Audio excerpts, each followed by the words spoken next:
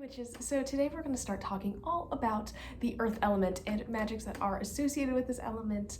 The element of the earth is super amazing. It's my favorite one to work with in my craft personally, and I just feel constantly drawn to it. I love hiking, I love being outside, I love climbing rocks and listening to trees and stuff. So I really want for my life that cottage like really deep in the woods with like just nature all around me so I can ground whenever I want.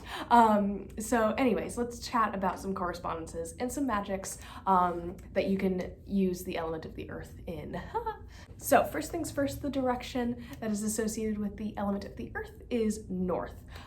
Tools associated with the earth can be placed in the northern part of your altar if that's part of your tradition. If not, that's okay. You can place it wherever you want. Honestly, it's completely up to personal preference. The energy of the earth is receptive, so that means it takes on or takes away energy. So we're going to talk a little bit more about that throughout the video, and I'll explain what I mean by that, but I hope that makes sense. The zodiac signs that are earth signs are Taurus, Virgo, and Capricorn. The tools that you can use on your altar that represent the element of the earth are pentacles, salt, crystals, etc. I also use plants. So speaking of crystals, there are tons of crystals out there, and we are going to do a whole video all about crystals again, just to like talk about it later this week. But there are specific crystals that are really kind of tied to the earth energies. Like a lot of crystals have other associations like air and fire, if that makes any sense, just kind of based on color. But these ones specifically are very heavy with earth energy, that kind of slow, deep, fertile energy. So that would be onyx, jasper, like any type of jasper, any type of agate, amethyst, quartz, emerald, and salt. So if you are looking for some specific crystals that will kind of bring that like really deep earth magic to your practice, I recommend any of those. Though having crystals in general is just a great way to bring the earth element to any working. Finally, in terms of ritual work, the best workings that like the earth lends itself to are healing, abundance, creativity, peace, wisdom, fertility, and binding. So any of these, if you are employing any of the elements, it should definitely, like if you're considering working with the elements, I guess, or bringing them into your craft, definitely Earth Magick. I really recommend that for any of those types of workings. So Earth Magick is a super vast topic in and of itself that you can really delve into on your own. It's sometimes also called green magic. So if you see that term thrown around, that's what this is. I did a whole month about like green magic and plants and stuff back in March. So if that's something you're interested in, it is all in the playlist I have on here, so check it out. I'm personally drawn to this element the most, probably because I'm an earth sign, but I find that a lot of witches are. I think there is something really magical about working with earth energies.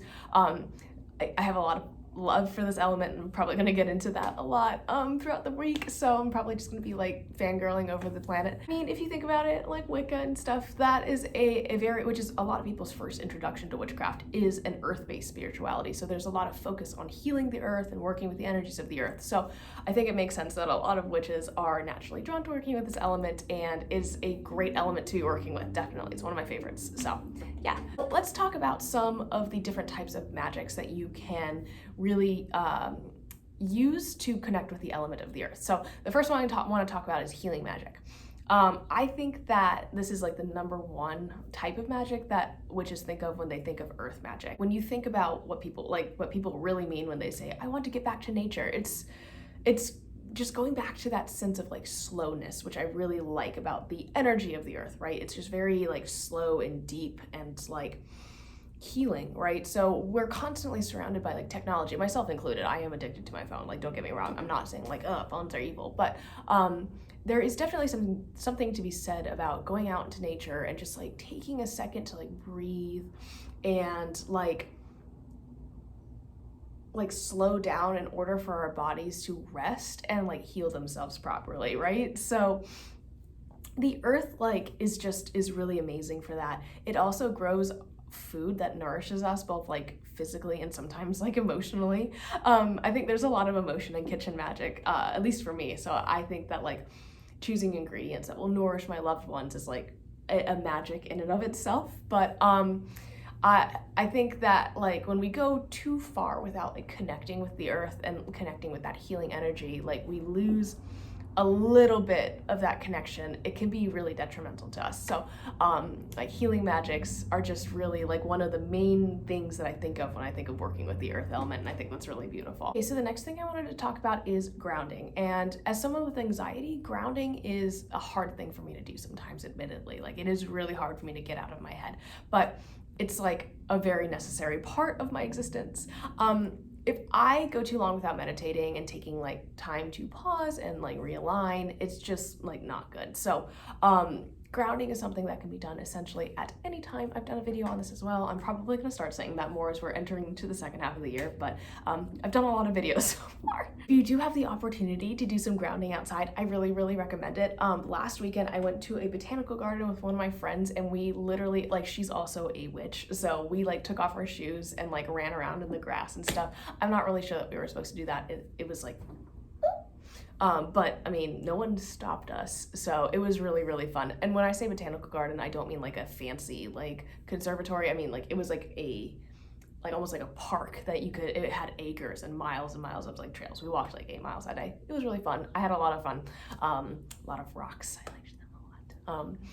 But there's something about being outside and feeling that physical connection to the planet that I can't just get like when I'm inside my house. So if the next time you go hiking, or the next time you're able to go just even sitting out in your backyard, I really recommend just like closing your eyes. Like sometimes people meditate or ground with music. Just maybe don't for like once. Like I'm just saying once, just try it.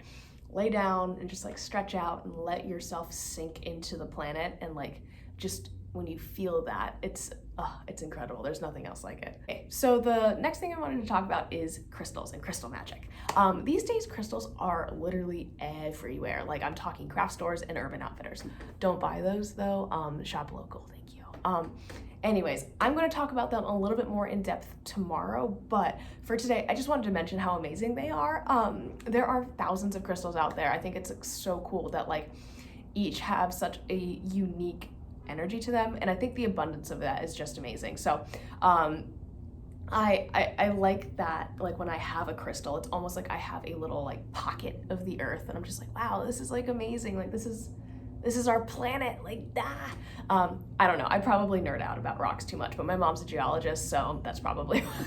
Next thing I wanted to talk about is herb magic, and this is one of my favorite things ever because I like growing plants. The earth is literally giving us plants to heal us and nourish us, and it sustains entire ecosystems. Like that's amazing. Like it's just incredible.